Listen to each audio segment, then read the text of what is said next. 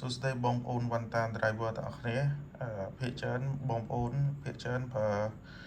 ប្រភេទ Android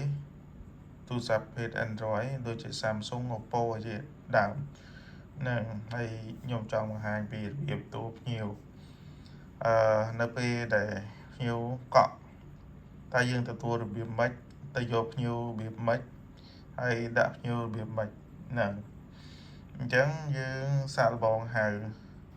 ណាហើយចុះវាចេញរបៀបនេះហ្នឹងហើយយើងចុចពាក្យទទួលacceptមកនេះacceptមកវាមានខ្សែរត់នេះមានខ្សែរត់នេះខ្សែរត់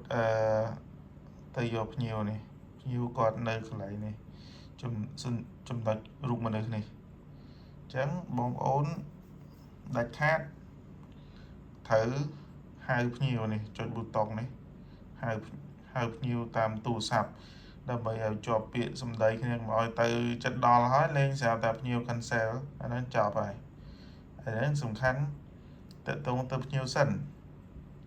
ជាប់ពាក្យនៅណាអីនៅណាសិនមិនក៏និយាយបានគ្នាមួយម៉ាត់ពីរម៉ាត់ដែរអញ្ចឹងណាហ្នឹងហើយយើងត្រឡប់ទៅនេះ screen នេះវិញមកណាអញ្ចឹងយើងចាប់ដើមធ្វើដំណើរតាមគំនូសពណ៌ខៀវនេះអញ្ចឹងយើងធ្វើដំណើរតាមហ្នឹងក៏បានដែរនេះដើម្បីវាចាប់ទៅដល់ចំណុចខៀវគំនូសលើផ្លូវហ្នឹងរហូតដល់គោលដៅនេះគោលដៅអញ្ចឹងអ្នកខ្លះគាត់អញ្ចឹងវាអញ្ចឹងហើយប៉ុន្តែអ្នកខ្លះក៏ចិត្តប្រើ Google Map នេះប៊ូតុងហ្នឹងគឺចុចមួយទៀតមកវារត់ទៅ Google Map ខ្ចី Google Map ដើម្បីប្រើប្រាស់វាស្រួលបត់ឆ្វេងបត់ស្ដាំអីពេលយើងជិះទៅវាបត់ឆ្វេងបត់ស្ដាំវាស្រួលខ្ញុំវិញចូលចិត្តតែប្រើ Google Map ហ្នឹងវាស្រួលបត់ចុះបត់ឡើងណាហ្នឹងហើយដល់ទៅដល់គោលដៅភ្ញៀវហើយយើងចុចអានេះវិញមកនេះទៅដល់គោលដៅភ្ញៀវហើយ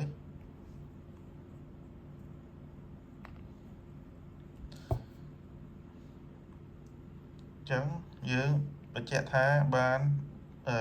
យកភ្ញៀវហើយអញ្ចឹង pick up ប្រើពាក្យ pick up អញ្ចឹងវានឹងបង្ហាញខ្សែរត់មួយផ្សេងទៀតដើម្បីព្រោះដោយសារភ្ញៀវគាត់ដៅគោលដៅឲ្យតម្លាក់គាត់នៅកន្លែងណាអញ្ចឹងជួនកាលគាត់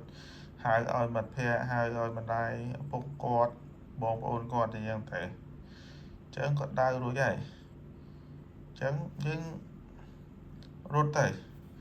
តាមគំនូសពណ៌ខៀវហ្នឹងតែអ្នកខ្លះគឺរត់តាមអញ្ចឹងទៅតែអ្នកខ្លះចូលចិត្តប្រើ Google Map នេះចុចអានេះមកទៅ Google Map Department of Applied Mathematics and Statistics may be closed today ក្បាល Pass Up អីវារត់ទៅមុខអានេះវាបត់ឆ្វេងបត់ស្ដាំស្រួលតែអ្នកខ្លះត្រឡប់ប្រើអានោះហើយក៏ប្រើអានោះទៅលើផែនទីលើ app ហ្នឹង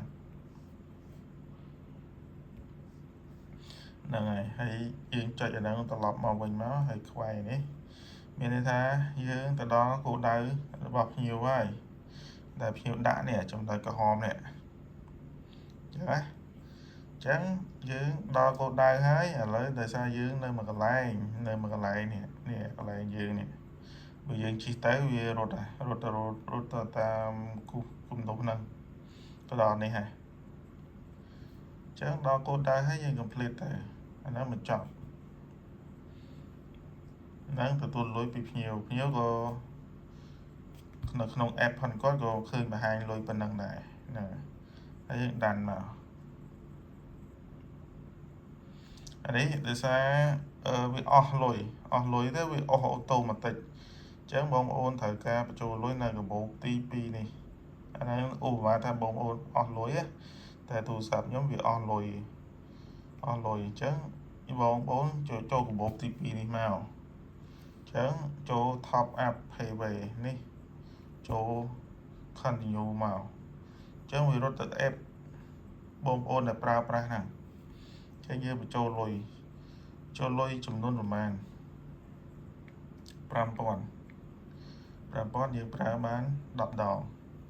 ចឹង continue មកឬមួយចូល 10000 ហ្មងទៅវាបានយូរចឹងដាក់ 10000 មកចឹង continue ទៅវាចូលតូទៅ app bank ផងបងប្អូនហើយចឹងវាកាត់តាមហ្នឹងតែនេះតែសារទូរស័ព្ទនេះវាអត់មានភ្ជាប់នៅធនាគារណាមួយវាចេញចឹងឬមួយបងប្អូនយកទូរស័ព្ទណាមួយដើម្បី pay តាម QR code នេះក៏បានដែរចឹងក្រុមហ៊ុនទទួលបានលុយប៉ុណ្ណឹងហ្នឹងកន្លែងបញ្ចូលលុយឧបមាថាអស់លុយចឹងណាហ្នឹងហើយអានេះវា on ចឹងវាទទួលភ្ញៀវអត់កើតទេដោយសារវាអស់លុយនេះគឺសល់ 111ហ្នឹងមានតែប៉ុណ្្នឹងបងប្អូនណានេះទីតាំង pass app បងប្អូន